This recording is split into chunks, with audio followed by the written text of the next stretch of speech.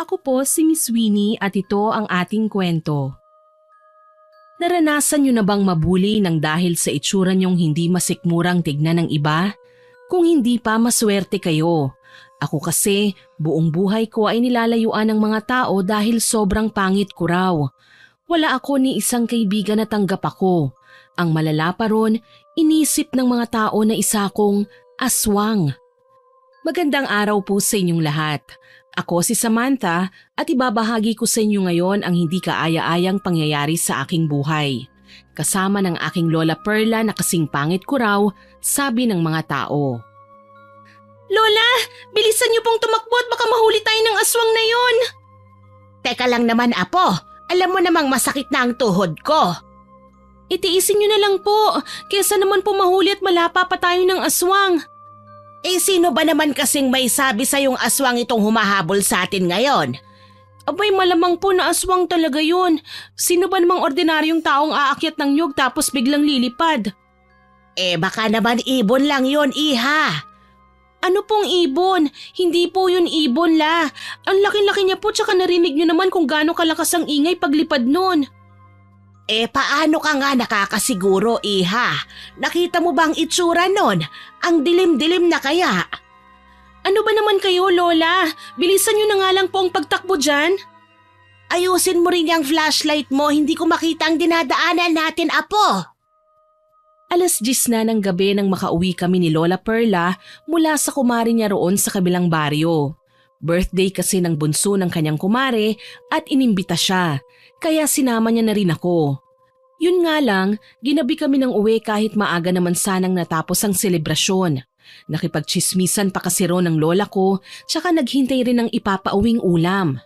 Kung nakinig nga lang si Lola Perla sa akin, hindi sana kami ginabi ng uwi. Doon na nga kami dumaan sa Nyugan kasi may shortcut doon. Kung sa kabahayan kami dadaan, matatagalan kaming makarating sa bahay. Sa kasamaang palad, ayun na nga ang nangyari. Tahimik lang kaming naglalakad ni Lola Perla nang bigla akong makakita ng dambuhalang tao sa itaas ng nyug. Ang ikinagulat ko pa ay nang bigla itong lumipad at hinabol na nga kami. Buti na lang talaga nagawa naming makatakas sa pangyayaring yun. Ay, sa wakas, nakauwi rin tayo. Madali ka't ikandado mo na yung pintuan, Apo. Opo, Lola. Walang yang nilalang na yon. Gusto pa yata tayong lapain nun. O di naniwala na po kayong aswang yon. Hindi nga sana kasi wala namang masamang aswang dito sa baryo natin. Pero ano pa bang magagawa ko? Nakita ko na. Mabuti naman po kung ganon. Akala ko aabutin ako ng umaga sa pagkumbinsi sa inyo na aswang po yun eh. Pero bakit naman lumilipad yun, Samantha, Apo? Hindi kaya manananggal yun? Abay, malay ko po. Ang mabuti pa matulog na lang po tayo. Nababanas pa rin po ako dun sa bruhang nakaaway ko kanina sa handaan eh. Nakaaway? May nakaaway ka, Iha? Sino naman yon? Hindi ko po kilala. Basta wala naman pong bago. Inaasar pa rin po niya ang itsura ko. Aba, loko yun ah. Bakit hindi ka nagsumbong sa akin kanina, Apo? Naipagtanggol sana kita. Abala po kayo sa pakikipagchismisan dun sa kumari nyo. Naku, pasensya ka na, Apo. Hayaan mo na lang sila. Ang mahalaga ay wala kang tinatapakang ibang tao. Hayaan mo silang mamroblema sa itsura mo. Wow, Lola. Di parang sinasabi nyo na rin pong pangit talaga ako. Hay nako, hindi ganun ang ibig kong sabihin. Basta magpakumbaba ka lang. Huwag mo silang papatulan. May sayad yata sa utak ang mga yan at wala nang magawa sa buhay. Napabuntong hininga ko ng malalim, tsaka nagpaalam kay Lola na papasok na ako ng kwarto ko para matulog. Pero ang totoo, nahihirapan na akong makatulog. Bata pa lang, lagi na akong binubuli ng mga tao dahil sa kapangitan ko. Hanggang ngayon, hindi pa rin nawawala ang pambubuli na yon kahit dalaga na ako. Nahihirapan pa rin akong tanggapin ang katotohanan yon. Itong kapangitan ng itsura ko, ginawa itong basihan ng mga tao sa sinasabi nila na baka aswang daw ako. Ito rin ang dahilan kung bakit nandito ako nakatira sa lola ko rito sa baryo. Taga-syudad naman talaga ako Nandun ang aking buong pamilya. Kaya lang, halos araw-araw na akong binubuli doon at umaabot pa sa puntong sinasaktan na ako ng pisikal kahit wala naman akong ginagawa sa kanila. Kaya ayun, naisipan nila Inay at Itay na ipadala ko rito sa baryo. Dito na lang daw ako manirahan kasi mas ligtas ako sa pambubuli. Pero meron pa rin naman, hindi nga lang kasing lala ng mga naranasan ko sa syudad. Maya-maya pa, nakarinig ako ng boses ng aswang na parang sumisigaw. Kaya wala sa oras akong napatulog bigla dahil sa kaba. Kinaumagahan, maaga akong ginising ni Lola Perla. Late na akong nakatulog kaya inaantok pa ako, pero pilit niya talaga akong ginigising. Bakit po ba, Lola? Ang aga pa po, oh. Aba, anong maaga tanghali na, oh? Sumikat na nga ang araw, apo. Lola naman tignan niyo nga po ang orasan, oh. 6:00 pa lang po. Kaya nga tanghali na. Abay, batugan ka talagang bata ka. Kasi naman po late na tayong nakauwi kagabi. Bumangon ka na nga lang dyan at may lakad pa tayo. Samahan mo ko. Po, lakad na naman? Diyos ko la, araw-araw na lang po ba tayong may lakad?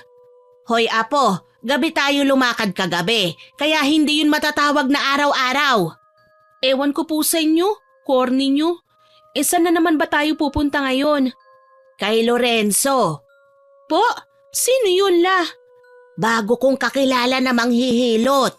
Ang sakit-sakit kasi ng likod ko, apo. Baka nalamigan ito kagabi. Taga saan naman po yan? Dito lang sa baryo natin. Bagong lipat yun, apo. Kung hindi ako nagkakamali, magdadalawang buwan pa lang yata siya rito. Napailing na lang ako tsaka napakamot ng aking ulo. Bumangon na nga ako at nagtungo sa kusina para magluto pero nakapagluto na pala si Lola.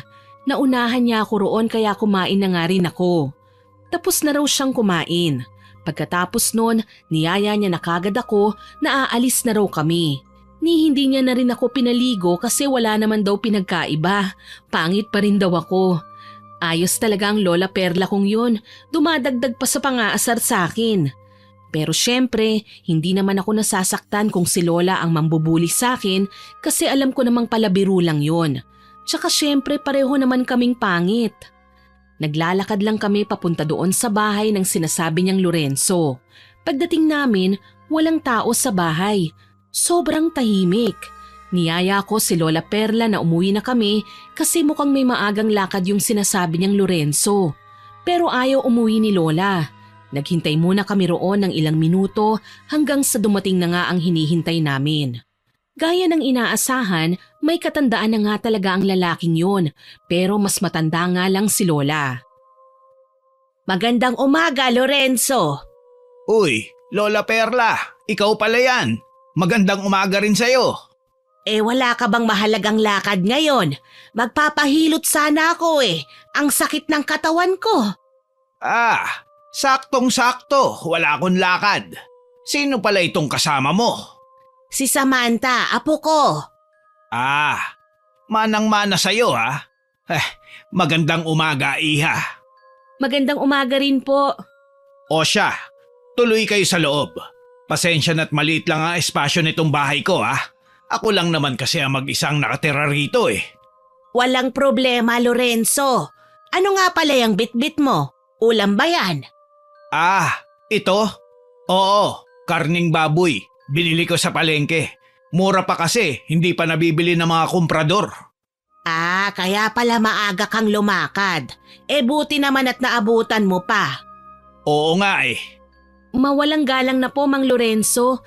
Nakasisiguro po ba kayong sariwayang nabili niyong karne? Oo naman, iha. Sariwang-sariwa talaga ito. Ganun po ba? Mukha po kasing hindi na sariwa Medyo nangangamoy na po Nangangamoy? Hindi naman. Naku, baka hindi ka lang sanay sa amoy na to, iha. Ganito talaga ang amoy niyan. Malansa. Mukhang kakaiba po kasi talaga ang amoy, Mang Lorenzo. Ano ka ba, apo? Tumahimik ka na nga lang dyan. Hayaan mo na yung karne niya. Totoo naman po kasi, Lola. Ang baho-baho. Pasensya ka na rito sa apo ko, Lorenzo, ha? Ganito talaga yan Hindi kasi marunong kumilatis ng karne. Wala yun. Ganito na talaga mga kabataan ngayon. Oo siya, maupo muna kayo rito at kukunin ko lang sa silid ang mga gamit ko. Pasimple kong inoobserbahan ang bahay na yon habang wala pa si Mang Lorenzo. Palinga-linga ako sa paligid. Wala naman akong nakikitang kakaiba pero may nararamdaman akong hindi tama. Hindi na nga ako mapalagay roon hanggang sa lumabas na si Mang Lorenzo sa silid niya. Sinimulan niya na kagad hilutin ang lola ko. Tahimik lang akong nakaupo roon habang nakatingin sa kanilang dalawa. Kung ano-ano na lang ang pinag-uusapan nila hanggang sa matapos na nga. Inabutan ni Lola Perla ng salapi si Mang Lorenzo at tinanggap naman ito ng huli. Pagkatapos nun, nagpaalam na kami ni Lola para umuwi. Habang naglalakad nga kami pabalik sa bahay, hindi ko maiwasang pag-usapan ng tungkol sa lalaking yun. Parang may mali kasi sa kanya. Lola, wala po ba kayong napapansing kakaiba kay Mang Lorenzo? Kakaiba? Ano naman yon, iha? Hindi ko nga po maipaliwanag Basta po, parang may mali sa kanya Mali? Ano ba yung sinasabi mo dyan? Parang pamilyar po kasi sa akin ang postura niya Hindi ko lang po talaga matandaan kung saan at kailan ko ba nakita. Napaka-weirdo mo talagang bata ka. Huwag mo nang isipin yan. Hindi po Para po kasing ano Ano? Parang kasing laki niya po yung dambuhalang nilalang na nakita natin kagabi sa Niyogan. Ano? Diyos ko kang bata ka. Ang layo-layo kaya nun. Magkahawig nga lang po. Hay nako, ewan ko sa'yo. Ginawa mo pang aswang si Lorenzo. Sobrang imposible nun. Paano nyo naman po nasabing imposible yun? Kasi walang palyang nagsisimba ang taong yon kada araw ng linggo. Madalas ding nagpupunta sa simbahan kahit walang misa, nananalangin lang. Paano nyo naman po nalaman?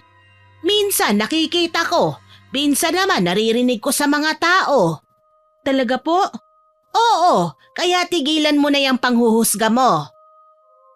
Saglit akong tumahimik habang patuloy kaming naglalakad ng lola ko. Ayoko na sanang pag-usapan pa ang tungkol doon kasi hindi naman ako sigurado sa mga napapansin ko. Kaya lang, hindi ako pinatatahimik ng sarili kong utak. Pakiramdam ko, kailangan kong siguraduhin ang mga bagay-bagay para hindi na ako malito pa o magduda. Kaya nagsalita ulit ako. La, ang baho po kasi ng bahay niya. Ano naman ngayon kung mabaho, apo? Kakaiba po kasi ang amoy Nagtitiis lang ako kanina pero malapit na po talaga akong masuka. Parang amoy patay. Talaga? Bakit parang hindi ko naman naamoy yon? Yung dala niyang karne lang ang naaamoy ko. Basta po, parang may amoy patay po talaga Hindi kaya aswang po talaga si Mang Lorenzo? Abay, loko kang bata ka. Tigilan mo nga yan, Samantha. Alam mo namang masama ang mambintang. Ano pang pinagkaiba mo ron sa mga taong nagsasabi na isa ka ring aswang dahil dyan sa itsura mo? Grabe naman po, Lola. Ibang bagay naman po yun. Hindi, pareho lang yon. Nanghuhusga ka na rin ng kapwa, apo. Masama yan. Heto na nga po, tatahimik na. Mabuti. Siya nga pala, mamayang gabi na pala ang selebrasyon ng anibersaryo sa kasal ni Doña Mercedes. Inimbitahan niya ako noong nakaraang linggo, iha. Sumama ka sa akin, ha? Ayan na naman po tayo Puro na lang kayo may lakad. Wala nang katapusang lakad. Abay, malamang. Alangan namang gagapang ako. Ewan ko po sa inyo, Lola. Ang corny-corny niyo talaga. Matapos ang halos 20 minuto naming paglalakad, nakauwi na rin kami sa bahay. Pinilit pa ako ni Lola Perla na sumama sa kanya mamayang gabi. Doon nga raw kami pupunta sa bahay ng kilala niyang mabait na mag-asawa sa kabilang baryo, kung saan kami dumalo ng kaarawan. Mayaman ang mag-asawang yon pero wala raw silang anak. Baka baog ang isa sa kanila. Ang bilis lang talaga ni Lola na makahanap ng bagong kaibigan kahit mukha rin siyang aswang sa itsura niya. Ano na, apo? Sasama ka sa akin mamaya, ha? Titignan ko po, Lola. May gagawin pa po kasi ko ngayon Ano naman ang gagawin mo? May lakad ka ba? Opo, rarakit ulit ako, pandagdag sa aking ipon. Malapit na rin po kasing matapos ang school year na to eh. Sa susunod na pasukan, mag-aaral na po ako ulit. Ay, oo nga pala, Iha. Sige, mag-iingat ka ha. Opo, Pero samahan mo pa rin ako, Apo. Mamayang gabi pa naman yon. titignan ko nga po. Abay, wag mo nang pag-isipan pa. Nasa kabilang baryo kaya yon at gabi na rin gaganapin ang selebrasyon. Hahayaan mo ba ang lola mong pumunta ron na mag-isa at umuwi rin mag-isa? Hindi ka ba mag-aalala sa akin na baka mapahamak ako sa daan? Naku, nakuha niyo pa talaga akong konsensyahin ano? Pwede namang hindi na kayo dumalo ron. Hindi naman kayo mahalagang bisita para sa kanila, kung sino man ang mga yan. Aba, lahat ng bisita ay mahalaga lalo na kapag sila na mismo ang nag-imbita sa akin. Oo na po, Lola. Basta hayaan niyo po muna akong magbanat ng buto sa araw na to. Maghahanap ako ng trabaho. Nag-iipon kasi ako ng pera para may pambayad ako ng matrikula sa susunod na taon ng pasukan. Huminto nga lang ako sa pag-aaral para makapag-ipon muna. Kung sapat na ang maiipon ko, tsaka ako papasok ulit sa kolehiyo. Kaya ayun na nga, nagpaalam na ako kay Lola at lumakad na. Bandang 10:00 ng umaga nang makahanap ako roon sa kabilang baryo kasi may nagpapalaba. Ang pakilala niya sa akin ay si Doña Mercedes daw, kaya medyo nagtaka ako. Parang ganun din kasi ang pangalang binanggit ni Lola sa akin na bago niyang kaibigan. Nagpakilala na nga ako sa kanya tsaka binati. Pagkatapos noon ay nagsimula na siyang sabihin kung ano ang gagawin. Ano nga ulit ang pangalan mo, Iha? Samantha po, Doña Mercedes. Okay, Samantha. Ang gusto ko sanang mangyari, bilisan mo ang paglalaba. Kailangan ko nang isuot mamayang gabi ang bestidang ito kaya dapat maisampay mo na kagad habang mataas pang sikat ng araw. Masusunod po, Doña. May selebrasyon kasi akong gagawin mamaya para sa anibersaryo ng kasal namin ng asawa ko. Handa na yung damit niya pero yung akin hindi pa. Kaya bilisan mo ang kilos mo Huwag kang mag-alala, mataas ako magpasahod. Ibibigay ko kagad sa iyo pagkatapos mong labhan at patuyuin yan. Opo, Doña Mercedes. O siya, magsimula ka na, Iha. Panay ngiti at tangulang ako kahit medyo nakakailang makipag-usap sa mayayaman. Mukhang hindi mabait ang Donya, pero hindi rin naman siya mukhang istrikta. Parang ordinaryong mayamang babae lang. Mas lumalakas nga ang palagay kong siya talaga yung Doña Mercedes na tinutukoy ng lola ko. Lalo na't nabanggit ng Donya ang tungkol sa anibersaryo ng kasal nila ng kanyang asawa na gaganapin mamayang gabi. Nagsimula na nga ako sa aking trabaho. Hindi lang isang damit ang nilalabhan ko. Medyo marami rin ang mga yon. Pero isang bestida nga lang ang gusto ni Doña Mercedes na siyang uunahin ko. Kaya yun na nga ang aking ginawa. Ingat na ingat ako sa paglalaba kasi baka masira ko pa. Mukhang mamahalin pa naman yun. Inuna ko na lang muna labhan yung bestida ng Donya bago ang iba. Pagkatapos ay sinampay ko na ngayon sa sampayan nilang nasa likuran ng kanilang bahay. Tsaka ako nagpatuloy sa paglalaba. Kaya lang, biglang may asong lumabas mula sa kung saan at tinatahulan niya ako. Naku, Doggy, peace tayo ha. Huwag mo akong tinatahulan dyan. Aba, inaano ba kitang aso ka? Diyan ka lang ha, huwag kang lalapit. Anak ng tokwa, hoy, huwag kang lumapit sa akin, diyan ka lang Doggy. Naku naman oo. Doña Mercedes, Ma'am, sa inyo po ba itong aso? Mukhang mangangagat po yata ito Donya, nandyan po ba kayo? Diyos ko, bakit walang sumasagot? Naloko na talaga ito. Teka, hoy, aso! Anong ginagawa mo? Lumayo ka riyan sa bestida ng Donya! Alis! Alis! Hindi ko malaman kung anong mali sa asong yun. Parang baliw na aso yata kasi tinatahulan niya ang sinampay kong bestida ng Donya tsaka niya itong inangat-ngat. Kaya sobrang natataranta na ako sa pagsuway dito. Kaya lang, ayaw talaga nitong paawat. Halos mangyak-ngyak na nga ako sa kasisigaw. Binabato ko na nga ng kung ano-anong bagay ang asong yun pero ayaw talagang tumigil. Hindi rin ako makalapit kasi baka kagatin ako. Hanggang sa napaigtad na lang ako sa gulat nang biglang lumabas ng bahay si Doña Mercedes. kung saan ako naglalaba. Paglabas niya, tumakbo rin palayo ang aso. Anong nangyayari dito? Nako, ang bestida ko! Donya, anong nangyari sa bestida ko, Samantha? Mahabaging langit, bakit gusot-gusot na ito? Kasi po, yung aso po Anong aso? Kinagat po ng aso, Donya. Nilalaro niya po at… Ano? At hinayaan mo lang? Bakit mo hinayaang punitin ng asong yun ang bestida ko?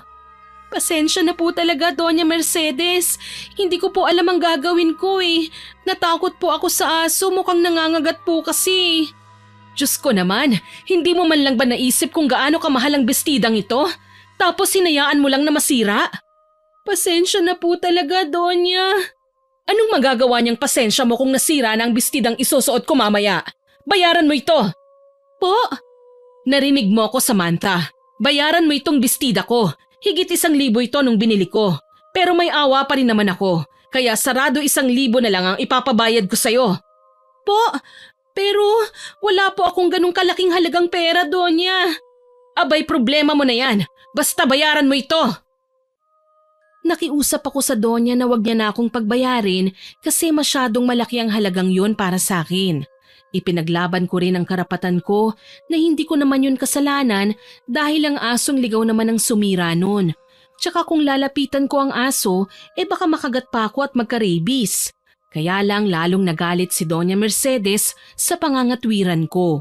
Umuusok na ang ilong niya sa galit. Bigla ko tuloy naalala ang sinabi ni Lola Perla na mabait daw ang Doña Mercedes na ito. Walang dudang nagkamali ang lola ko. Panay pagkukumbaba pa rin ako sa Donya hanggang sa may lalaking biglang dumating na sa hula ko ay asawa niya. Mahal, ano nangyayari dito? Bakit ka sumisigaw riyan? Mahal, mabuti naman at nandito ka. Tignan mo nga itong bestida ko para sa selebrasyon nating mamayang gabi Sirang-sira na. Kasalanan ng babaeng yan. Bakit? Ano bang nangyari dyan? Ninatngat ng asong ligaw at hindi man lang pinigilan ng labanderang yan. Pasensya na po talaga. Hayaan niyo po, babayaran ko po yan.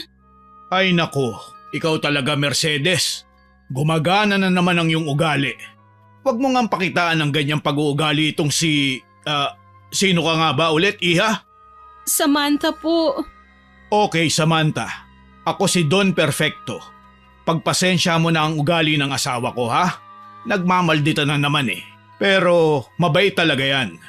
Ayos lang po yun, kasalanan ko naman po Hoy, nandito pa ako. Kung makapag-usap kayo parang walang ibang tao rito Basta nagkasundo na tayo, Samantha. Wala kang sasahurin sa akin kasi hindi mo naman natapos ang trabaho mo. Nasira mo pang bestida ko. Umuwi ka na nga lang. Pero Donya, huwag ka nang magsalita pa. Simulan mo nang maghanap ng pera at nang mabayaran mo na itong bestida ko. Pati susuotin ko mamaya poproblemahin ko patuloy. Tsaka ikaw na babae ka, huwag kang magtatangkang takasan ako sa utang mo dahil ipapahanap kita. Talagang makukulong ka kung tatakasan mo ko. Naiintindihan mo? Mahal naman. Huwag naman ganun. Hindi ikaw ang kinakausap ko, Perfecto. Manahimik ka nga muna riyan. O ano, Samantha?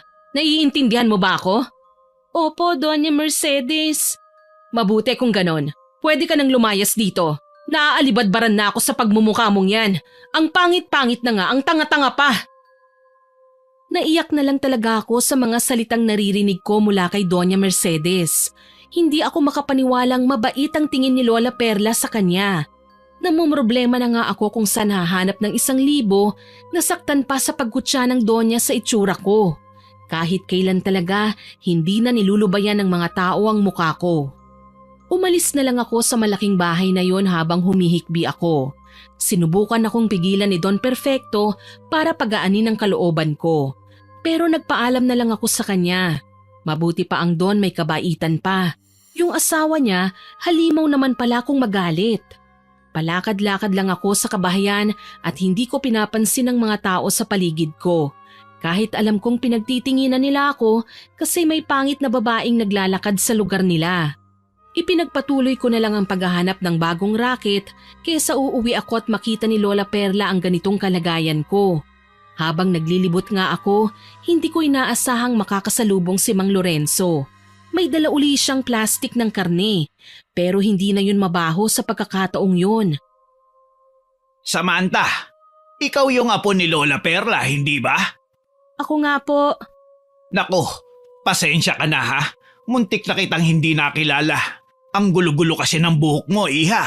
Saka, hindi ako magaling sa pagtanda ng itsura. Ay, siya nga pala. Anong ginagawa mo rito? Naghahanap lang po ako ng racket. Talaga? Tapos, may nahanap ka na ba? Meron po pero minalas naman kagad. Bakit? Ano bang nangyari? Basta po, minalas. Mukhang minalas ka nga talaga. Basta't mag-iingat ka, iha ha. Huwag kang magpagabi sa daan. Baka magaya ka nung isang dalaga ron sa baryo natin. Po? Bakit po? Nako, hindi mo pa ba nabalitaan? Nabalitaan ang alin po? May dalaga raw na inaswang noong nakaraang linggo pa. Tapos kagabi lang, natagpuan na lang napatay na. Sinipsip daw ang dugo. Ano? Seryoso po ba kayo? Oo, iha. Malapit na nga akong magsisi kung bakit lumipat pa ako rito sa baryong ito. May masasamang aswang pala rito. Nako, kung alam ko lang, sana hindi na lang ako rito bumili ng lupa. Seryoso po talaga? May namatay na po rito dahil sa aswang? Seryoso nga yun, iha. Mag-iingat ka na lang ha. Baka hindi lang isang aswang dito. Baka marami sila. Naku, o siya, paalam na muna sa'yo ha. Mauna na ako. Mag-iingat ka. Sige po, ingat din po kayo.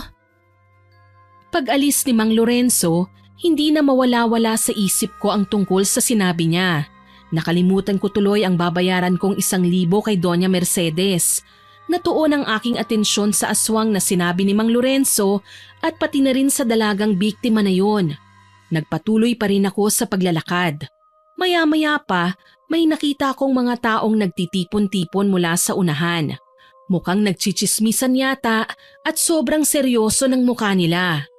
Naisip ko na baka pinag-uusapan nila ang tungkol sa aswang na yon kaya pa simple akong dumaan para palihim na magnakaw ng impormasyon.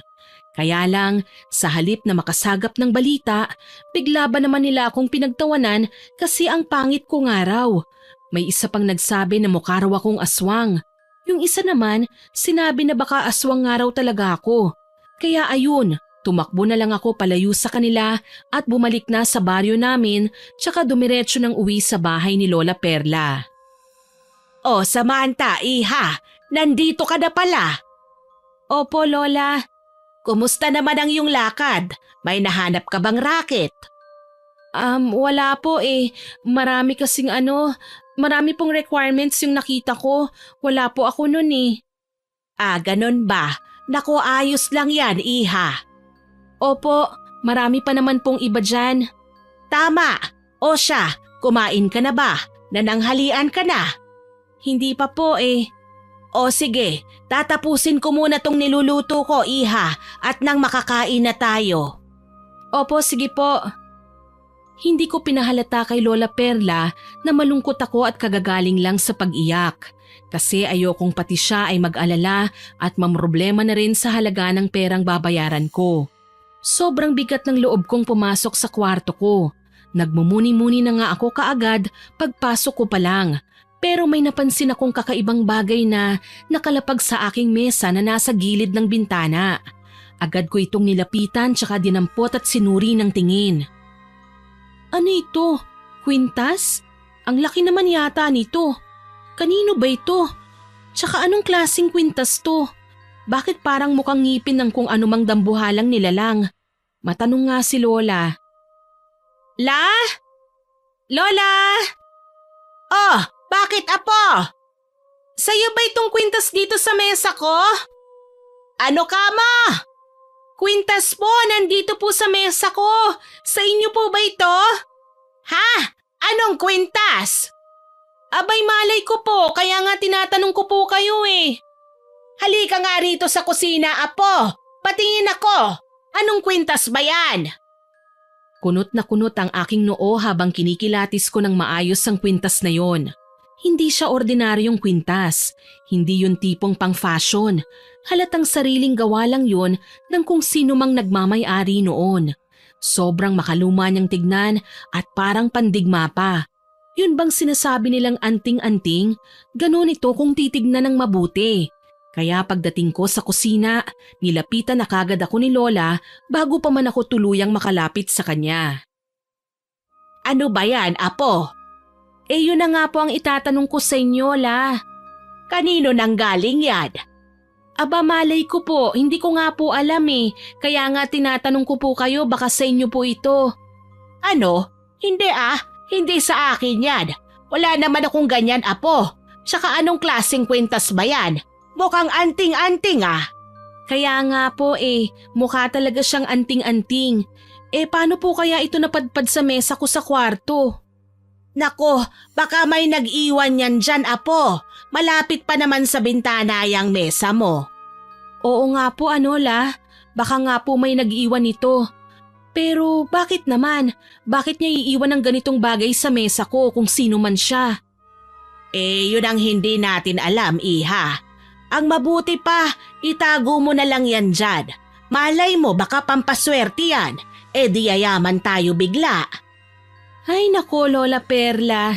Itatago ko na nga lang po ito. O sige, malapit na ring maluto yung ulam natin. Kakain na tayo maya-maya. Opo. Pagkatapos kong itago sa ilalim ng aking kama ang anting-anting na yon, nananghalian na nga ako kasabay si Lola. Wala naman akong ibang lakad sa araw na yon, kaya naglaban na muna ako tsaka naglinis ng buong bahay. Kinahapunan, nakita kong naligo si Lola. Hindi ko na pinansin pa yon kasi madalas naman siyang naliligo tuwing hapon. Pero noong nagbihis na siya ng magandang damit, medyo nagtaka ako kung saan ang lakad niya. Tsaka ko lang naalala na may pupuntahan nga pala siyang selebrasyon ng anibersaryo ng kasal. Doon kina Doña Mercedes at Don Perfecto. Lola, saan ka po pupunta? Doon ba sa nag-imbita sa inyong Doña? Oo, Iha. Yung sinabi ko sa'yo kaninang umaga. Teka, bakit hindi ka pa naghahanda dyan? Sasama ka sa akin. Ganun po ba? Pasensya na po pero hindi ako sasama sa inyo at hindi rin kayo pupunta ron. Ano? Anong hindi ako pupunta? Aba, hindi pa pwede yan, Apo.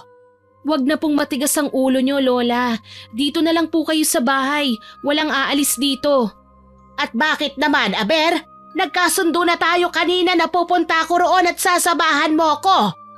Opo, pero nagbago na po ang isip ko. Hindi kayo pupunta ron. Bakit nga? Bigyan mo ko ng magandang dahilan. Kasi po, may panganib. Oo, tama. May panganib na po rito sa baryo natin. Hindi na po ligtas na gumala tuwing gabi. Ano? Paano mo nasabi? Ang sabi po ni Mang Lorenzo, may dalaga raw na biniktima ng aswang dito sa baryo natin. Sinipsip daw po ang dugo. Dalaga ba ka mo? Abay dalaga naman pala matanda na ako. Hindi ako matitipuhan ng aswang na yan. Lola, wag na nga pong matigas ang ulo nyo. Tsaka isa pa, masama po ang ugali nung sinasabi niyong Doña Mercedes. Ano? Aba, hindi totoo yan, Apo. Siya pa nga mismo ang nag-imbita sa akin, hindi ba? Mabait sa akin ang babaeng yon. Bahala po kayo kung ayaw niyong maniwala. Basta hindi ko kayo papayagang umalis. Kitang-kita ko ang pagmamaktol ng lola ko pagkatapos niya akong talikuran. Daig niya pa talaga ang bata. Ako itong apo niya pero siya ang mas matigas ang ulo. Sinubukan ko pang ipilit sa kanya ang pangit na ugali ni Doña Mercedes pero ayaw niya talagang maniwala. Kung sa bagay, hindi ko naman sinabi kay Lola ang pangyayari doon sa bahay ng Doña. Wala namang mabuting maidudulot kung malalaman pa yun ng lola ko. Kinaumagahan, nagpaalam ulit ako kay Lola Perla na lalakad ulit ako para ipagpatuloy ang paghahanap ng raket. Aalis na sana ako pero gusto niya raw sumama kaya sumakit ang ulo ko. Pakiramdam kasi ni Lola bagets pa siya. Akala mo naman malakas pa ang mga buto niya. Dito na lang po kayo, Lola. Mainit ang panahon ngayon. Baka mamaya himatayin pa kayo sa kalalakad. May payong naman tayo, iha. Tsaka ayoko nang walang ginagawa, ano? Ang boring ng buhay. Gusto kong maglakwatsa habang buhay pa ako. Hay naku Lola naman, wag na nga pong matigas ang ulo nyo. Dito lang kayo sa bahay. Hoy apo, ikaw namimihasa ka na ha? Kahapon, pinigilan mo akong pumunta sa selebrasyon ng anibersaryo ng kasal. Ngayon naman, ayaw mo akong payagan na sumama sa'yo. Kailan mo ako papayagan, apo? Kapag patay na ako. Wag naman po kayong magsalita ng ganyan. O sige na, sasama na kayo. Basta wag po kayong magrereklamo na masakit ang katawan nyo pagkatapos nito ha.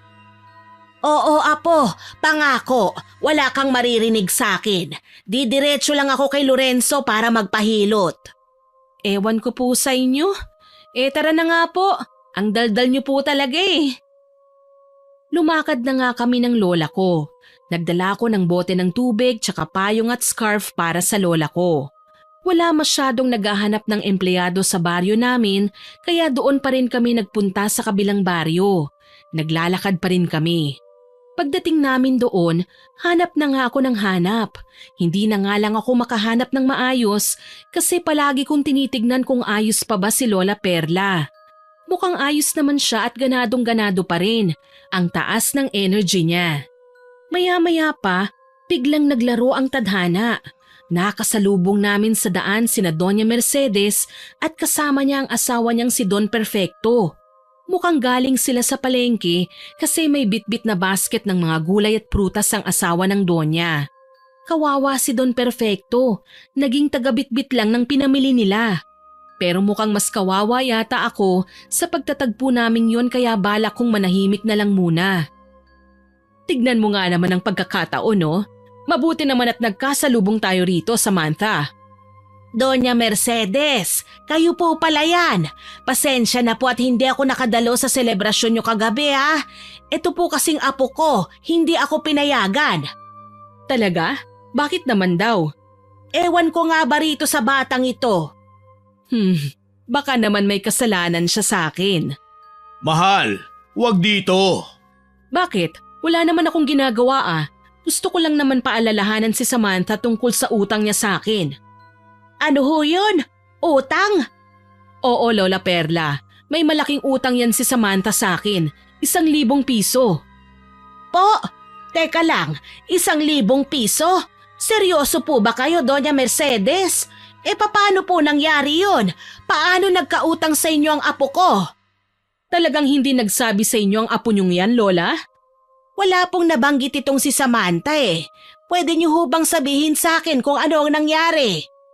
Wala na akong panahon para dyan. Marami pa akong gagawin, Lola Perla. Tanungin mo na lang yung apo mo at ipaalala mo sa kanya na sa kulungan siya pupulutin kung tatakasan niya ang kanyang responsibilidad. Yun lang po. Magandang araw sa inyo. At sa walang pasabi, umalis na nga ang Donya kasama ang asawa niyang ginawa niyang alipin. Sigurado akong nahihiya na si Don Perfecto sa ugaling pinakita ng asawa niya pero wala siyang sapat na lakas ng loob para suwayin ang ginang. Halatang under-desaya ang lalaking yun. Nang tuluyan nang makalayo ang mag-asawa, tsaka lang ako binalingan ni Lola Perla. Ang talim ng tingin niya sa akin na para bang may malaki akong kasalanan sa kanya. Kaya ayun, napilitan akong ipaliwanag kay Lola ang lahat ng pangyayari doon sa bahay ng mag-asawang mayaman. Magkahalong emosyon ang nakikita ko sa mga mata ni Lola pagkatapos niyang malaman ang lahat. Naroon ang gulat, galit at pagkayamot para sa ginang. Siguradong hindi niya inaasahan na pangit pala ang ugali ng Donyang muntik na niyang tingalain at sambahin. Por Diyos por Santo, hindi ko inaasahang ganun pala ang ugali ni Doña Mercedes, apo. Sinabi ko naman po sa inyo masama talaga ang ugali niyan. Abay, hindi mo naman kasi nilinaw sa akin na ganun pala kasama. Nilinaw ko po sa inyo. Sadyang ayaw nyo lang po talagang maniwala sa akin. Masyado kasi kayong nagpapaniwala sa mga taong hindi nyo pa lubusang nakikilala, Lola. Oo na, apo.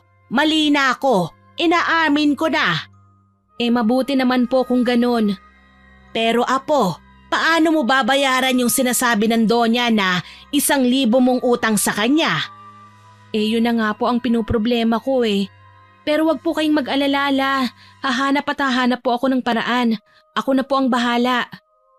O sige apo, naway makahanap ka kagad ng mapapasukang trabaho. Makalipas ang ilang araw, wala pa rin talaga akong mahanap na trabaho. Sobrang lala ng agawan ng racket. Kung saan-saang bayan na nga ako napupunta para mamasukan sa kahit na anong trabahong kaya ko. Pero wala pa rin talaga eh. Kahit kaya ko, hindi nila ako tinatanggap. Siguro dahil pangit ako, mukhang aswang, buhaghag ang buhok, maitim ang balat, pangit manamit at maruming tignan kahit naliligo naman ako. Kaya ayun, napag-isipan kong pumunta na lang sa bukid.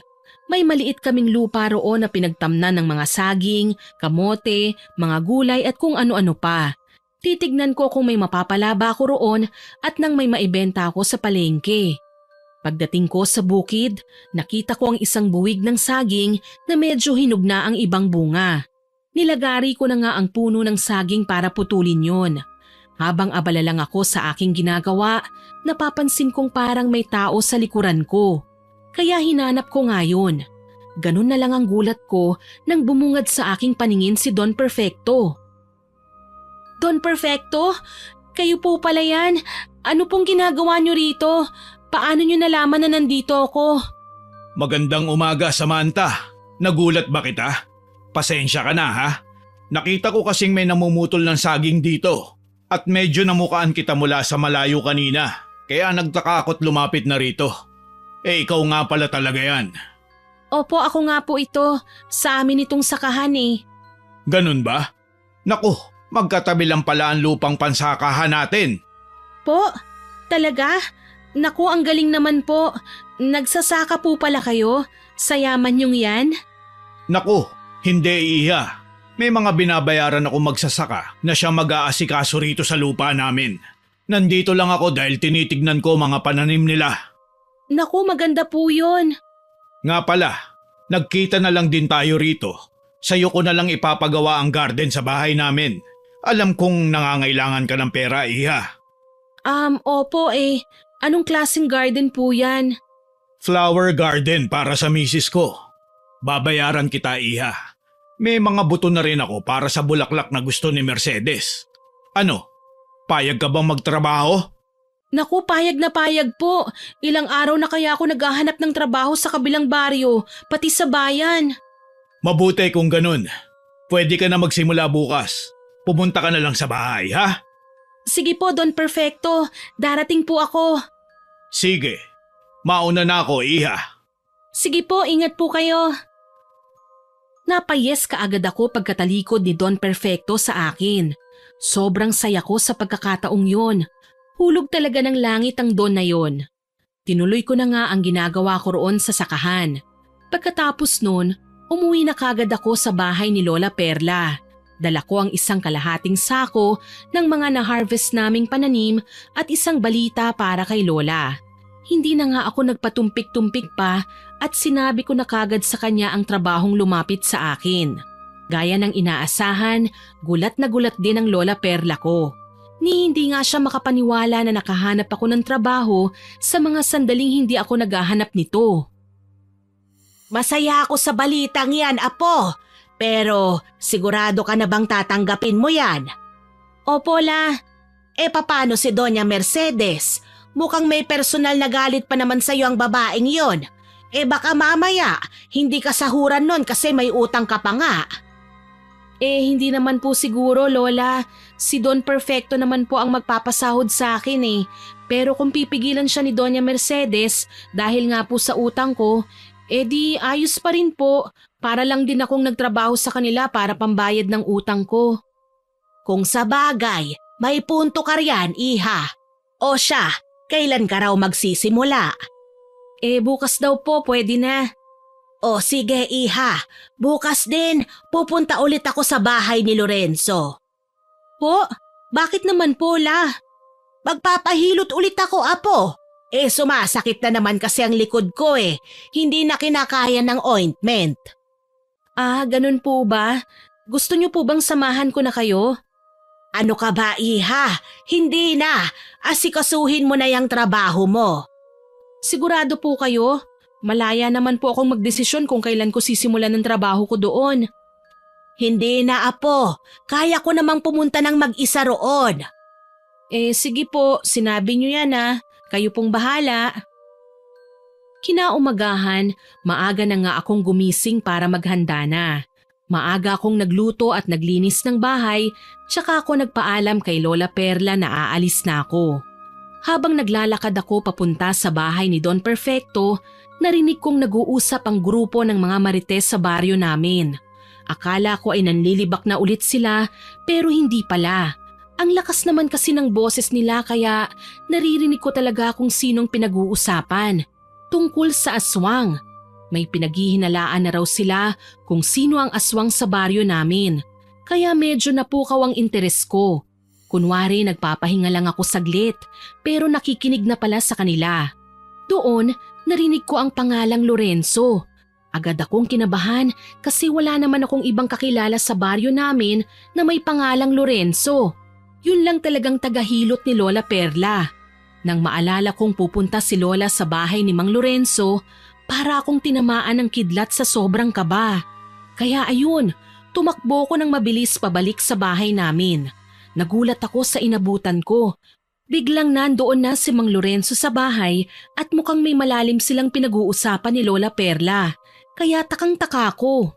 Ang sabi kasi ni Lola, siya ang pupunta kay Mang Lorenzo pero ibang nangyari. Nagtago na lang ako at palihim na nakikinig sa kung anumang seryosong pinag-uusapan nila. Naibigay niyo na ho ba sa apo ninyo ang anting-anting na para sa kanya? Oo, Lorenzo. Nilagay ko lang sa mesa niya. Hindi niya alam kung kanino galing yun. Hindi niya alam? Bakit? Hindi ko sinabi. Nagkunwari lang ako na hindi ko alam kung kanino galing. Hindi ba siya nagtataka kung saan o kanino yun nanggaling? Siyempre, takang-taka ang apo ko. Pero pinili kong wag sabihin sa kanya dahil hindi ko rin alam kung paano ipaliwanag. Ang mahalaga ay nandun yun sa kwarto niya at mapoprotektahan na siya nun. Kung sa bagay. Oo, ano nga pala ang mahalagang sasabihin mo sa akin at napasugod ka rito sa amin, Lorenzo? Pupunta sana nga ako sa inyo Nakumpirma ko na ang matagal ko ng hinala, Lola Perla. Hinala? Ano yun? Kaya pala may kakaiba akong nararamdaman tuwing makakaharap ko ang mayamang mag-asawa na yun. Kasi mga aswang talaga pala sila. Ano? Paano mo nasabi? Alam mong aswang din ako, Lola Perla. Matagal man bago ko nakumpirma, pero nakikilala ko pa rin ang kalahi ko. Masasama nga lang sila. Alam ko na ang dahilan kung bakit wala silang anak hanggang ngayon. Talaga? Bakit nga ba? Yun ay dahil kinain nila ang panganay nilang sanggol. Kinain din ang ikalawa na sana nilang anak. Mga halimaw talaga ang mag-asawang yun. Ano? Mahabaging langit. Totoo ba yan? Oo, Lola Perla. Totoong totoo. Ako mismo ang nakarinig mula sa mga bibig nila. Paano mo naman narinig? Nag-imbestiga ako. Pumanik ako sa bahay nila. Nung gabing tulog na ang lahat ng tao sa paligid, maliban sa mag-asawang aswang na yun. Nag-aaway sila. May kalakasan ng kanilang boses. Hindi ako makapaniwala sa mga impormasyong ito. Sino ba namang mag-aakalang ganong klaseng nilalang pala sina Doña Mercedes at Don Perfecto? Naku naman, doon pa naman pumunta ang apo ko. Hindi po pwede ito. Kailangan natin siyang puntahan doon. Hindi na po kailangan, Lola. Nagulat sina Lola Perla at Mang Lorenzo sa biglaan kong paglabas mula sa aking pinagtataguan at biglang sumabat sa usapan nila. Gaya ni Lola, hindi rin ako makapaniwala sa aking naririnig. Masyadong mahirap paniwalaan ang mga yon at talagang hindi ako naniniwala sa mga bagay na sinasabi ni Mang Lorenzo sa lola ko.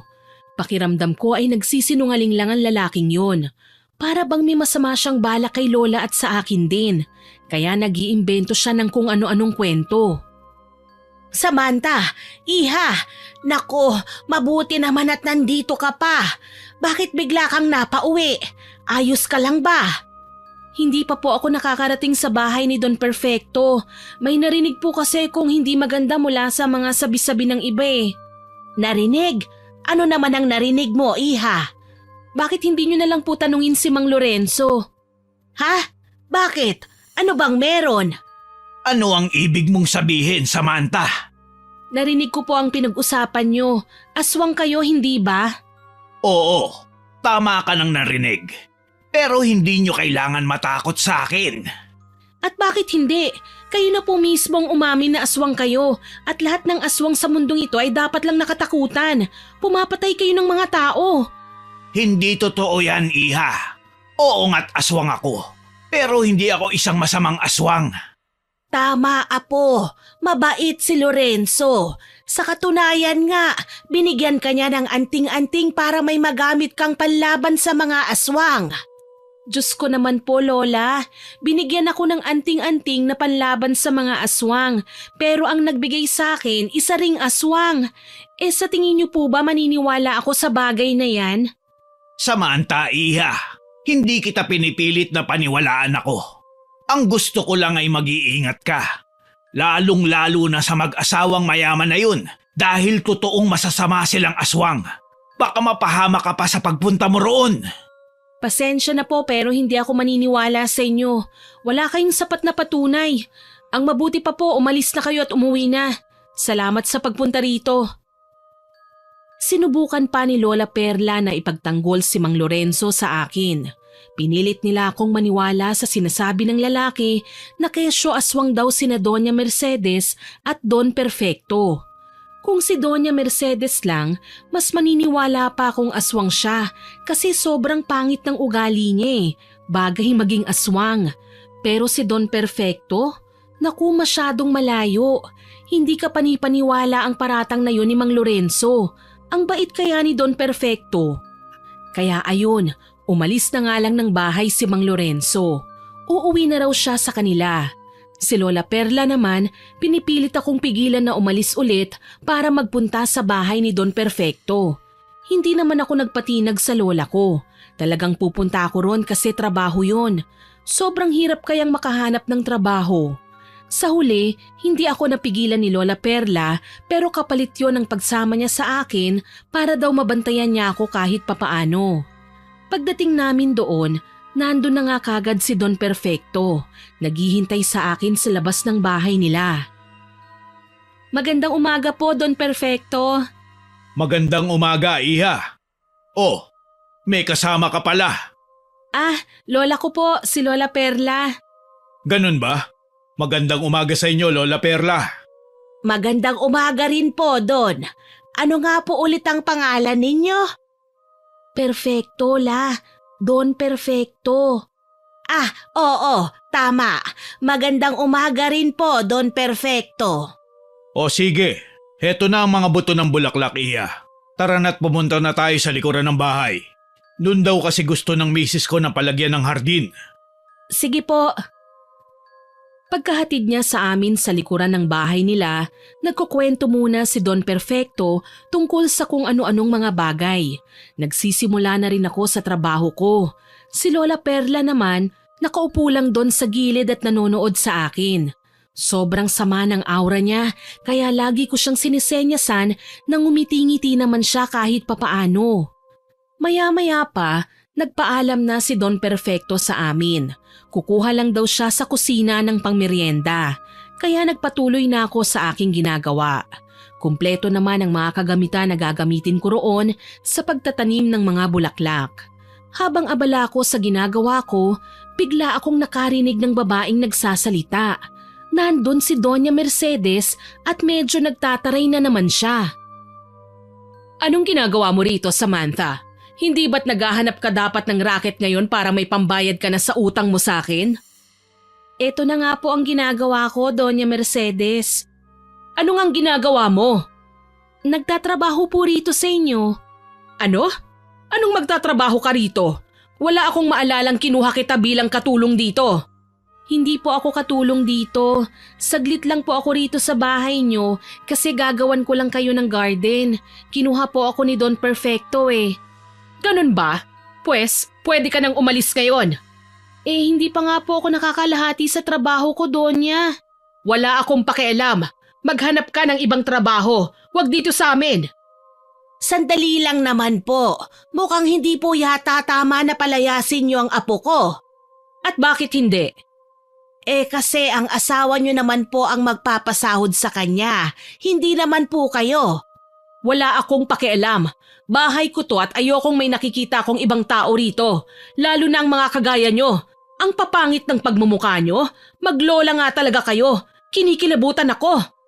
Aba, hindi na po tama yung ginagawa niyo Kung gusto niyong umalis kami rito, edi aalis kami. Hindi niyo na po kailangan pang laitin kami ng apo ko. Bakit? Totoo naman Nakakatakot tignan yung mga itsura nyo. Hindi ba kayo marunong maligo at magsuklay? Ang sama naman pala talaga ng ugali mo. Naniwala pa naman akong mabait ka. May nalalaman ka pang paimbi-imbita sa akin sa selebrasyon nyo noong nakaraan. At naniwala ka naman, Lola Perla. Naku, ang hina rin pala ng utak nyo Sa tingin nyo ba papapasukin ko ang isang bisitang kagaya nyo kung sakaling dumating ka nga noon? Hindi ako makapaniwala sa'yo, Doña Mercedes. Halika na nga, apo. Umuwi na tayo. Po, Lola, hindi pa po ako pwedeng umuwi. Tatapusin ko pa po itong trabaho ko rito. Tsaka hindi pa po bumabalik si Don Perfecto. Baka magtaka yun.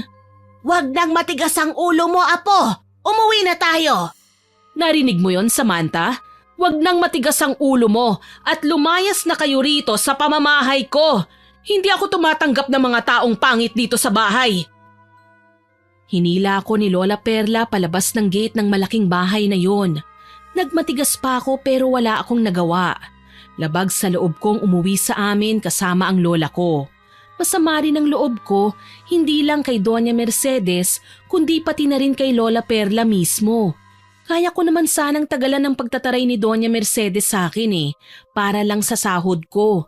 Kaso wala na, tinapon na ni Lola Perla ang tsansa kong magkapera sa araw na yon.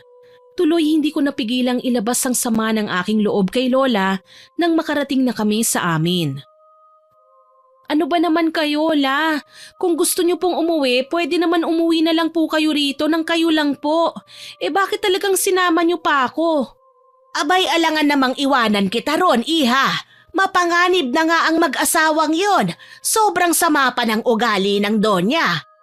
Hindi ko naman po yun ikamamatay Ang mahalaga, makaipon po ako ng pera pambayad sa kanya. Marami pang ibang trabahong mapapasukan dyan, apo. Ano pong marami? Alam niyo po kung gaano kahirap makahanap ng trabaho, Lola. Huwag nga po kayong ganyan.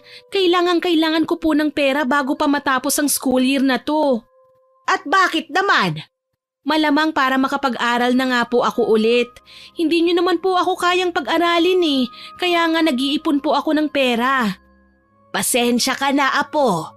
Hay nako, kailangan ko rin po ng pera para makabili ako ng mga pampaganda. Ano? Pampaganda ba ka mo, apo? Bakit naman? Tinatanong pa po ba yan? Sawang-sawa na po akong makutsa sa kapangitan ko Sawang-sawa na akong mapagkamalan na aswang. Sawang-sawa na po akong pagtawanan ng ibang tao. Hindi naman totoo yung sinasabi nila, Samantha, apo. Hindi totoo na aswang ako, pero totoo pong mukha akong aswang sa kapangitan kong ito. Apo, wag mong sasabihin yan. Totoo naman po Ang pangit-pangit ko. Kaya nga wala po ako maski isang kaibigan Wala ring nagmamahal sa akin. Hindi totoo yan. Nandito ako, iha.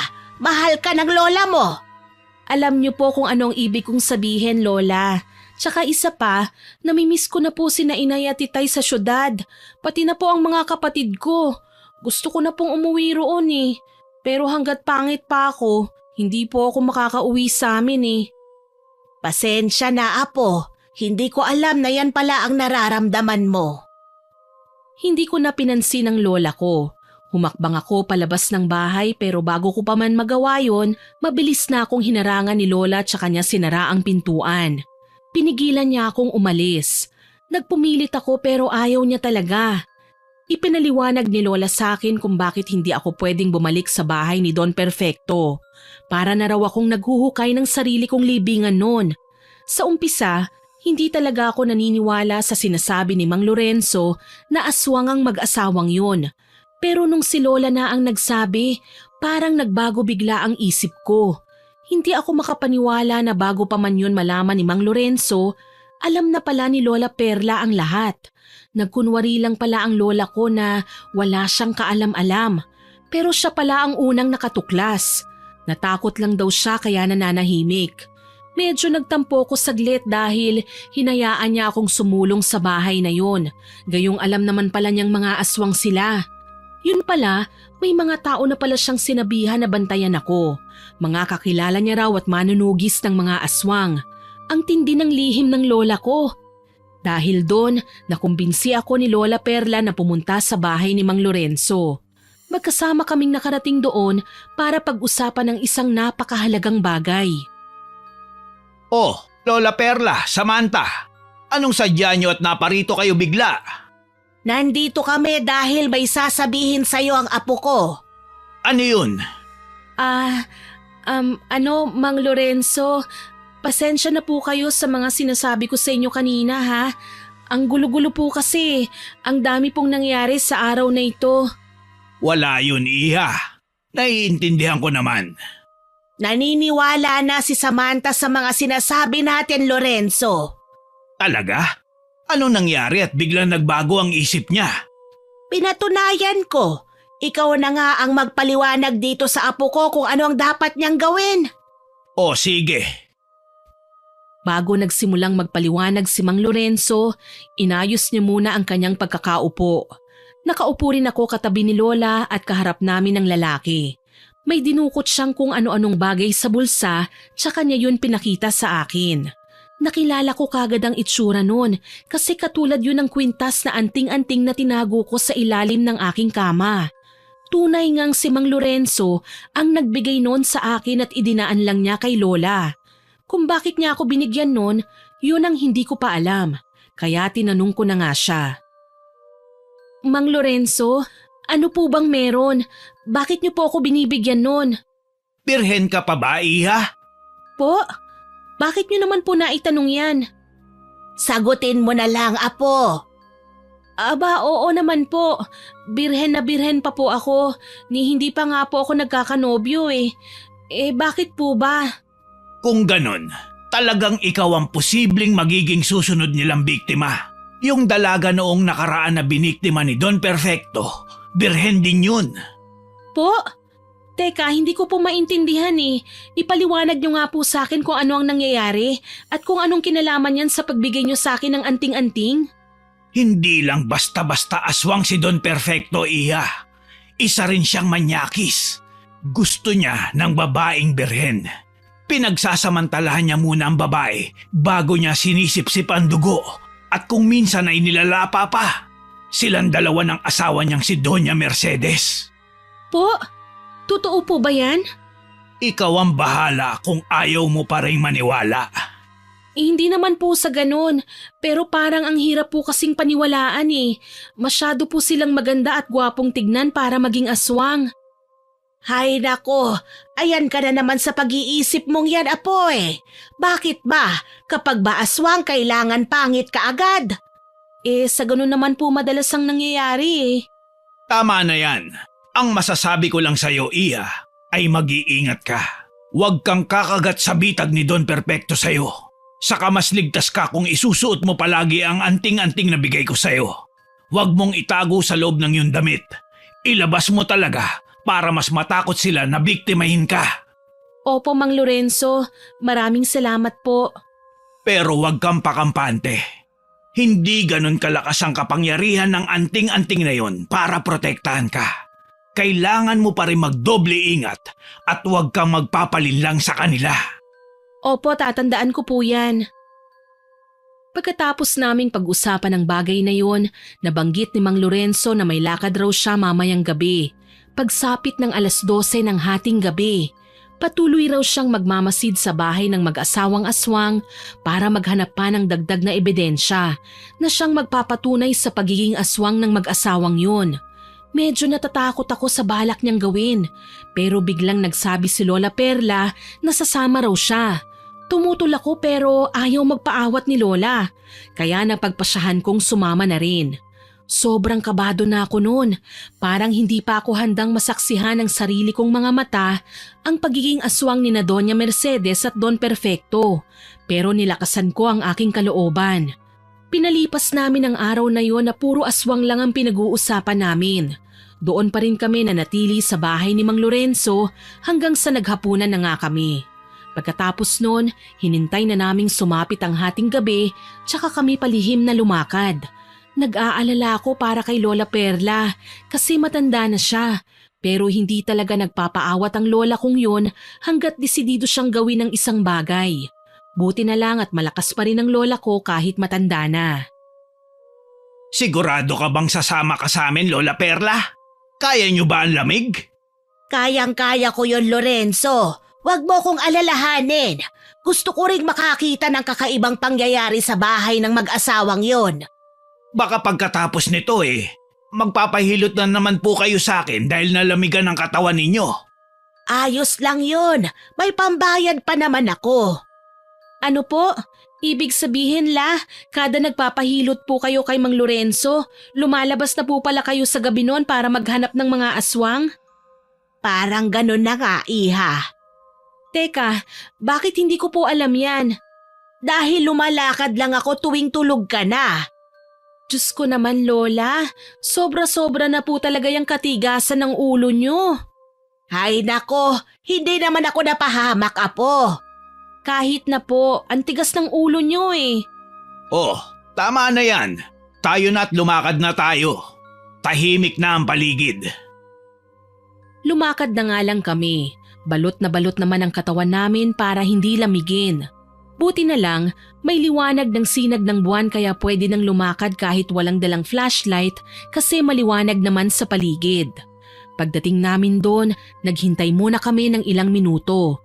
Nagtatago kami sa madilim na bahagi ng damuhan at nagmamasid lang sa bahay. Gusto ni Mang Lorenzo na pasukin namin ang gate pero hindi kayang umakyat ni Lola Perla. Lalong hindi niya rin kayang tumalon kaya nandun lang kami sa labas.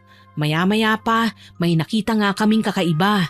Nagbubulungan lang kaming tatlo habang nag-uusap. Si Don Perfecto, Lola. Oo, apo. Ano kaya yung dala niya sa itim na plastic? Hindi ko po alam Bakit po may dala siyang pala? Hindi ko rin alam, iha. Pero masama ang kutob ko. Sa tingin ko may ililibing siya. Po? Ililibing? Ano naman kaya yun?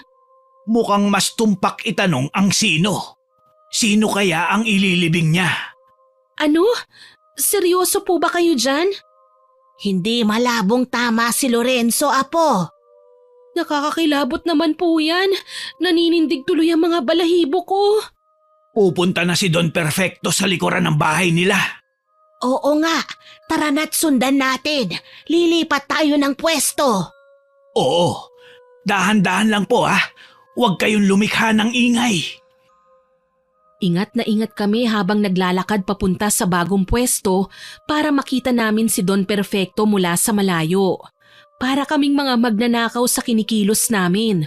Buti na lang at walang alagang aso ang mag-asawang yun, kaya walang tumatahol sa amin. Kasi kung meron, talagang kanina pa kami nahuli. May ilan silang kapitbahay pero medyo malayo ang pagitan ng bahay nila mula sa isa't isa. At saka mukhang wala ring mga alagang aso ang mga naninirahan doon. Pagdating na nga namin sa nilipatan naming pwesto, nakita naming may nililibingang parang karne si Don Perfecto. Parang may dugo pa nga Doon niya yun nilibing sa area kung saan ko dapat gagawin ang garden. Lola, ano po yung nililibing ni Don Perfecto? Sino nga iya? Sino? Sigurado kung tao yan. Malakas ang kutob kung mga bahagi ng katawan ng tao yung nililibing niya. Ganon din nga ang hinala ko, apo. Kadiri naman po yan. Parang gusto kong masuka. Shh! Tumahimik kayo. Baka mapansin niyang may tao rito. Opo. Siya nga pala, apo. Suotin mo itong anting-anting mo. Po? Naku, dinala niyo po pala ito? Oo, pinaghandaan ko na ito kung sakaling may ganitong klasing lakad tayo. Salamat po, Lola. Madali ka't isuot mo na. Opo, Siya nga pala, kung sakaling maamoy nila tayo mula rito, tumakbo ka na kagad kasama ni Lorenzo, apo. Ano po? Aba, hindi pwede yan, Lola. Sama-sama tayong pumunta rito kaya sama-sama rin tayong aalis. Tama ang apo mo, Lola Perla. Hindi ka namin iiwan dito. Ano ba naman kayo? Alam niyong matanda na ako at hindi na ako ganun kalakas tumakbo. Kailangan iligtas ang apo ko. Siya naman ang mas kailangan nila eh. Sigurado kung hindi na nila ako gagalawin dahil matanda na ako. Sigurado ka ba dyan, Lola Perla? Anak ng Tokwa, Doña Mercedes?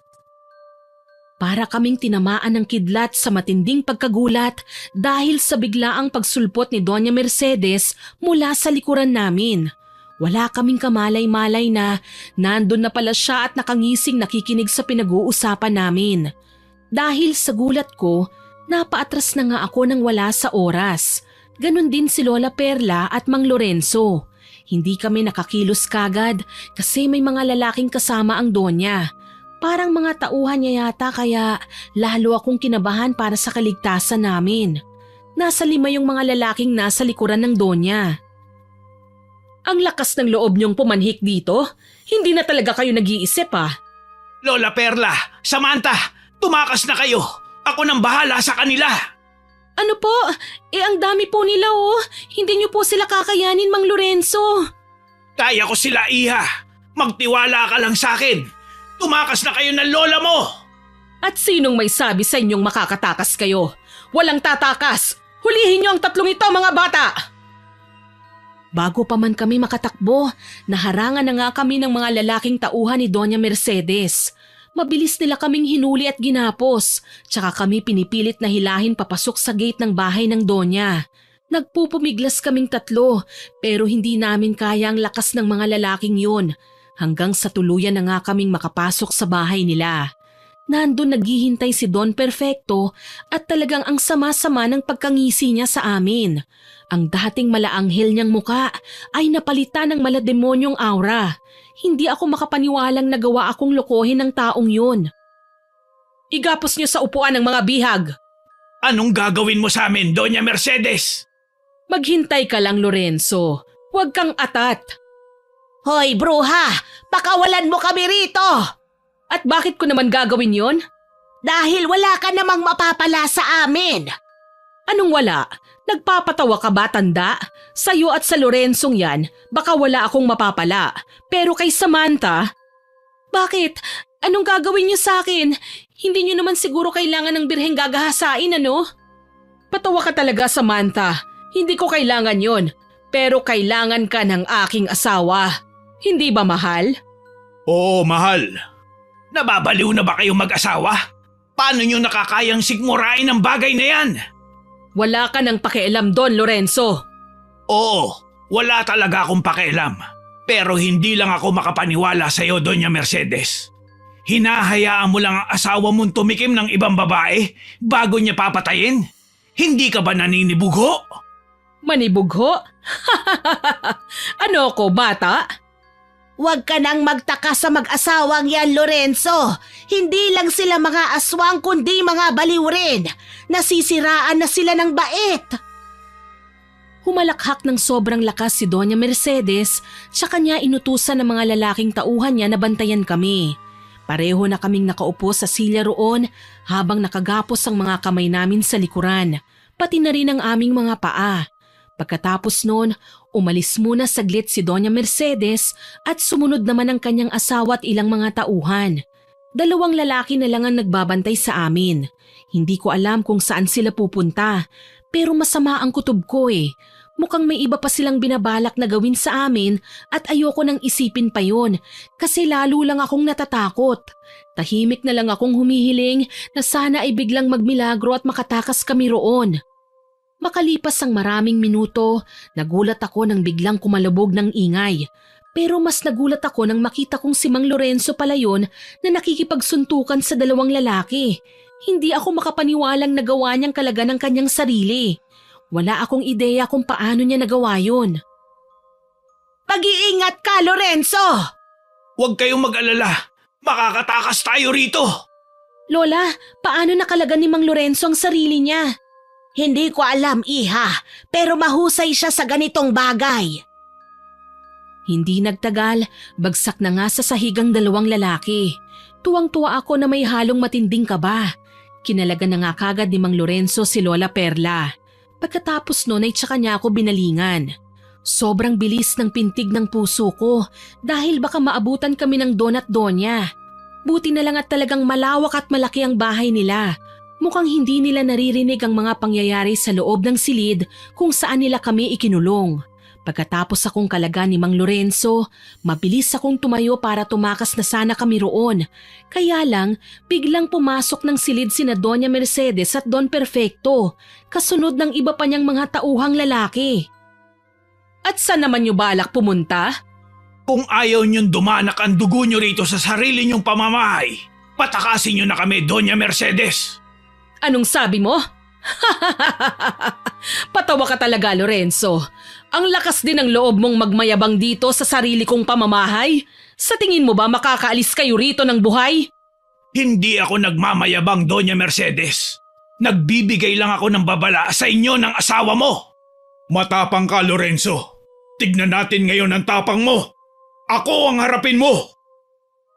At sa isang iglap, bigla na lang sinugod ni Don Perfecto si Mang Lorenzo, kaya bigla akong napaatras at napakapit sa braso ng lola ko. Hindi lang si Don Perfecto ang kalaban ni Mang Lorenzo, kundi maging yung tatlong lalaki na sunod-sunuran sa mag-asawang aswang. Ilang beses na ngang napapasigaw si Lola para sabihing mag-iingat si Mang Lorenzo, lalo na't aswang ang kalaban niya. Ewan ko lang dun sa tatlong lalaki. Dahan-dahang humahakbang si Doña Mercedes papalapit sa pwestong kinaroroonan namin ni Lola Perla. Kaya pabilis din ang pintig ng puso ko. Huwag kang lumapit sa akin! Bakit? Hindi ka pa ba handang mamatay, Samantha? Huwag kang matakot sa babaeng yan, iha. Hindi nila tayo tuluyang masasaktan dahil may suot tayong anting-anting. Siguraduhin mo lang na hindi niya matatanggal yan sa leeg mo. Opo, Lola. Sa tingin niyo ba'y matatakot niyo ako sa anting-anting na yan? Hindi ako natatakot dyan! Kung ganon, patunayan mo! Nataranta ako bigla nang inatake kami ni Doña Mercedes. Ilag ako ng ilag sa pag-atake niya sa akin. Ganon din ang ginagawa ni Lola Perla tuwing siya ang binabalingan ng Donya. Sobrang nag-aalala na ako para sa kalagayan ng lola ko. Ni hindi nga kami gumaganti ng atake sa Donya kasi iwas lang kami ng iwas sa kanya. Habang nakikipaglaban kami, nahagip ng paningin ko si Mang Lorenzo na parang nanghihina na. Pero bagsak na yung tatlong lalaking tauhan ng mag-asawa kaya medyo napanatag ako. Si Don Perfecto na lang ang kalaban ni Mang Lorenzo sa mga sandaling yon. Apo, tumakas ka na rito! Po, hindi pwede yun, La. Sabay-sabay tayong aalis dito. Hindi kayo aalis. Magkamatayan na. Dito kayo ililibing sa pamamahay ko. Huwag kang magyabang, Doña Mercedes. Alam kong hindi mo magagamit ang kakayahan mo bilang aswang dahil sa suot naming anting-anting. Baka ikaw ang ililibing dito sa sarili mong pamamahay. Ah, ganun ba, tanda? Pwes, tignan natin. Naku, hindi! Lola! Saglit akong natigilan ng hampasin ni Doña Mercedes ng upuan ng lola ko. Nanlaki ang aking mga mata habang bumagsak si Lola sa sahig at mukhang nawalan siya ng malay. Agad akong tumakbo papalapit sa kanya tsaka siya niyakap. Sigaw ako ng sigaw sa pangalan ni Lola pero hindi siya gumigising. Hindi ko napigilang umiyak sa labis na pag-aalala.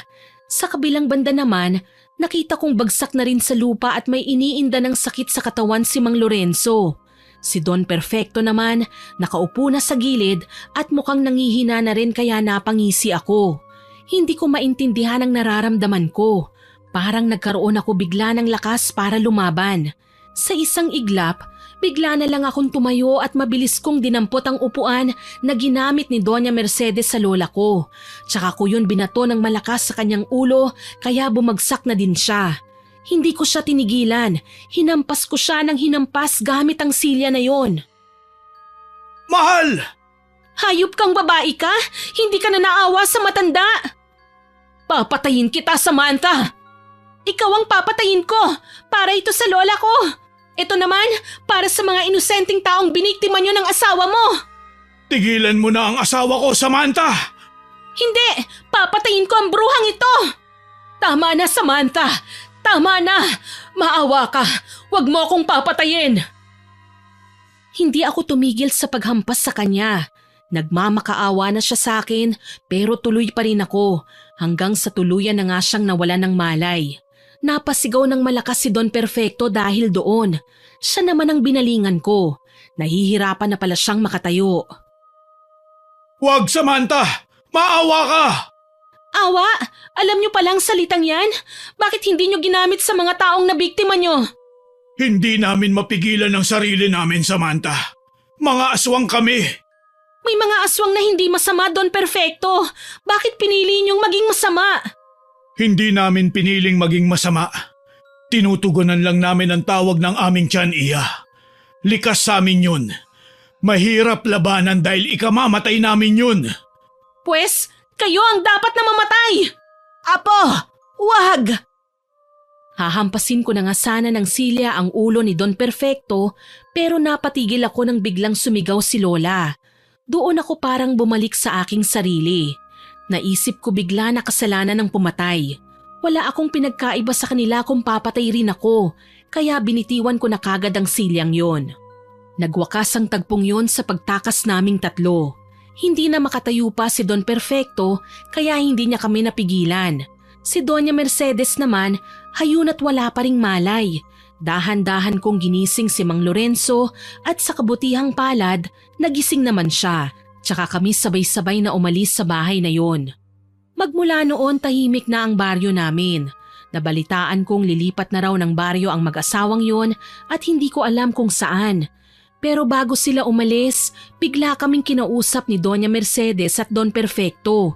Humihingi sila ng tawad sa amin at nangangakong magbabagong buhay na raw sa malayong lugar.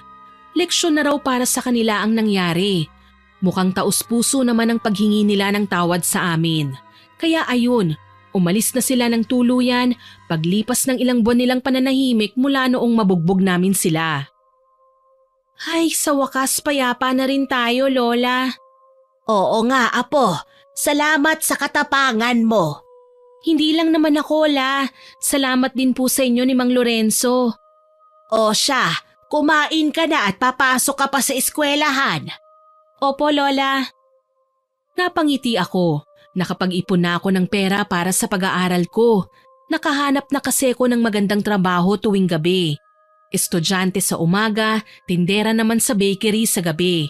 Bukod pa ron, binigyan din ako ni Doña Mercedes ng malaking halaga ng pera kahit hindi ko na raw bayaran ang utang ko. Hindi yun bayad kundi tulong niya raw ha, para na rin sa konsensya nila ng asawa niya. Gamitin ko rin daw para sa pagpapaganda ko bukod sa pag-aaral. Kaya ayun, nagpapaganda na rin ako at inaayos na ang sarili ko, pero hindi na bumalik pa sa syudad. Napagtanto kong mas okay na pala ang buhay ron sa baryo. Sa lahat ng nangyari sa buhay ko, natutunan ko na kahit ang mga pinakamasamang tao sa balat ng lupa, kaya pa rin pala nilang magbago. Kaya wag nating huhusgahan ang masasamang tao. Wag din sana tayong manlait ng kapwa. Kung pangit sila sa paningin nyo, wag nyo nang ipamukha pa. Ang importante ay hindi kayo sinasaktan. Alalahanin natin na walang pangit sa mata ng may kapal dahil lahat tayo ay kanyang nilikha. Sana po ay nagustuhan nyo ang kwento natin ngayon. Pero bago ko po tapusin ito, oras na para sa ating shoutout. Shoutout po kina Ma'am Lita Dorico, Ma'am Catherine Alipio, Angelo at Amor Alipio, kay Rachel Cacalda na nag-birthday po noong August 23 at kay Sir Modesto Jr. Cacalda ngayong August 28 naman po ang birthday niya. Happy birthday po sa inyo! Hello din po kay Ma'am Elizabeth Dungca from Pampanga, kay Ma'am Abby Ruiz, kay Ma'am Wilma Leses, kay Sir Jerome Musa at kay Ira. Salamat po sa pakikinig nyo. Shoutout din po kay Ma'am Roda, Sanoda at Sabaresa family, sa Galedo family, kay Jeneline Jacobe, kay Annalyn Dablas, kay Ma'am Mary Biatin, kay Ma'am Arlene Castro Ramos, kay Mayra Notarte at Jenny Espiritu from Jensan, kay Ma'am Emma Dumato, kay Mergy Jade Arosa, kay Ma'am Rida de la Cruz, kay Dana at Jordan Gaton, kay Tryhard 9K Gaming, kay Iva Jean RG, kay Ma'am Vivienne Baterbonia na lagi pong nag-heart sa upload natin, kay Sir Ernesto De Vera na nag-comment po sa Selosang Dalaga upload. Ang sabi po niya, maganda ang kwentong ito at may aral, hindi talaga mananalo ang masama sa kabutihan. Salamat po sa pagko-comment, sir. At sa mga regular listeners po natin na sina Ma'am Lydia Lopez, Ma'am Celestina Sigua, kay Rubilin Eneria at sa Eneria family, kay Ma'am Alma Flores, kay Ma'am Tina Dekit, kay Ma'am Rosalina Bugayon at Sir Richard Cayon, kay Lurian Vitalicio, kay Sir Lance, kay Crisgel Mamado, kay Ansky, kay Ma'am Ana Vencer Francisco, kay Ma'am Jonah Halog na nagbanggit po na may fake account po tayo at ninanakaw ang videos natin. Salamat po ma'am sa pagsabi para ma-report po natin yan. Kay Sir Cliven Dubalan, kay Ma'am Jane Engwa na lagi rin pong nag-heart sa mga upload natin, kay Ma'am Milrose Demate na nag-comment po sa Selosang Kaklase upload.